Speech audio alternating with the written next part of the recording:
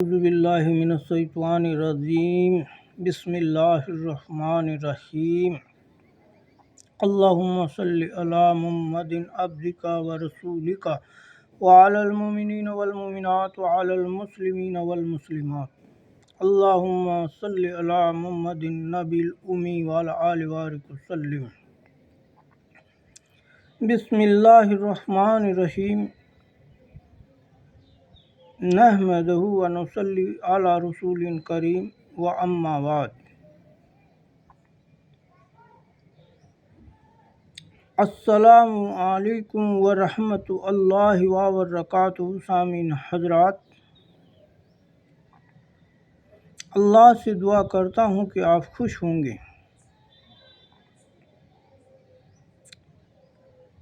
سامعین حضرات، میں آج آپ کے اپنے یوٹیوب چینل علاج روحانی بآیات قرآن پر ایک نیا موضوع لے کر حاضر خدمت ہوں۔ ہمارے آج کے موضوع ہے قرآن شریف ہدایت ہے اور ہدایت کا پورا سامان قرآن میں ہے۔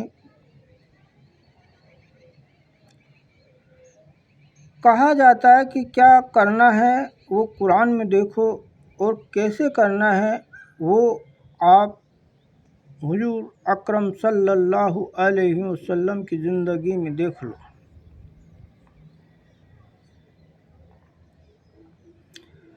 سامعین حضرات،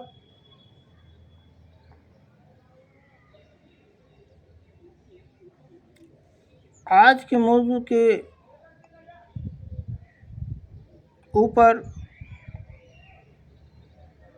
میں مختصر بات کرنا چاہ رہا ہوں۔ اللہ مجھے اور آپ کو کہنے سننے سے زیادہ ہدایت عطا فرمائے، عمل کرنے کی توفیق عطا فرمائے، آمین۔ سامعین حضرات، قرآن شریف ہدایت ہے اور ہدایت کا پورا سامان قرآن میں ہے۔ اس لیے کہا جاتا ہے کہ کیا کرنا ہے وہ قرآن میں دیکھو اور کیسے کرنا ہے وہ آپ حضور اکرم صلی اللہ علیہ وسلم کی زندگی میں دیکھ لو، ورنہ بھٹک جاؤ گے۔ اور جو بھٹک گیا وہ منزل پر نہیں پہنچ سکتا،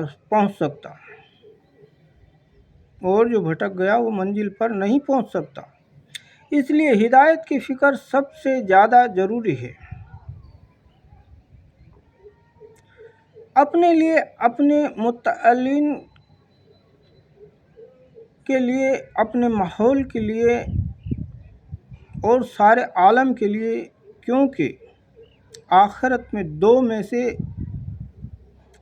ایک ٹھکانہ ہو جائے گا، یا تو وہ جہنم میں جائے گا یا پھر جنت میں جائے گا۔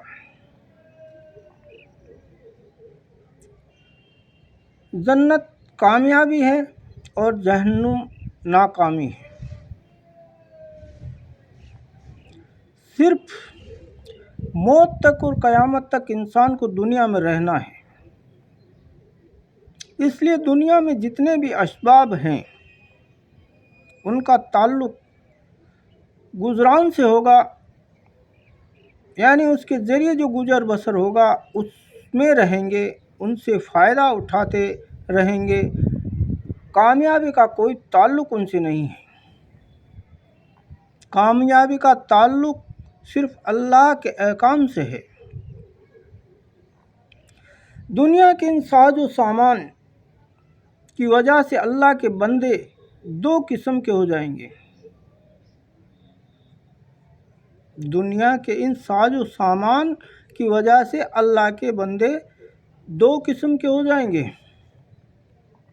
ایک قسم وہ ہے جو ان اسبابوں کے اندر سے کامیابی حاصل کرے گی حکم پورا کر کے، اور ایک قسم دھوکہ کھانے والی ہے۔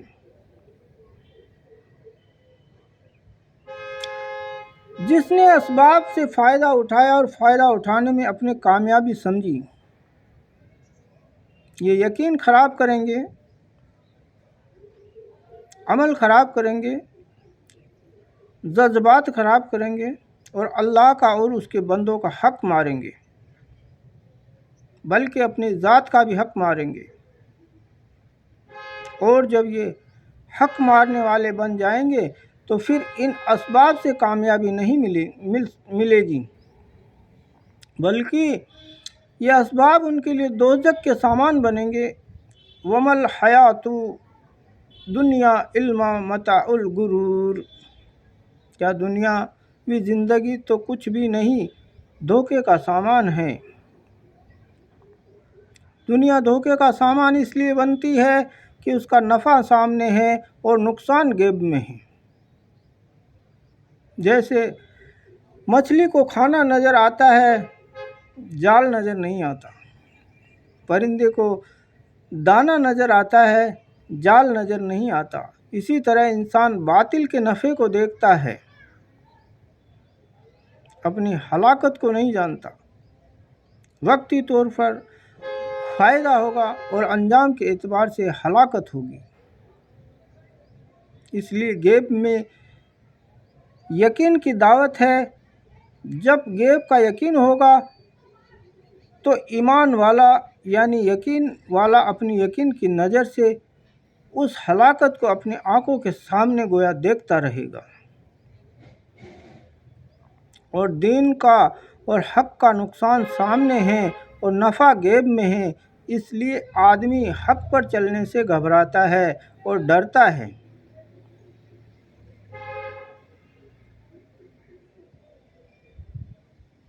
السلام علیکم ورحمۃ اللہ وبرکاتہ۔ خدا حافظ۔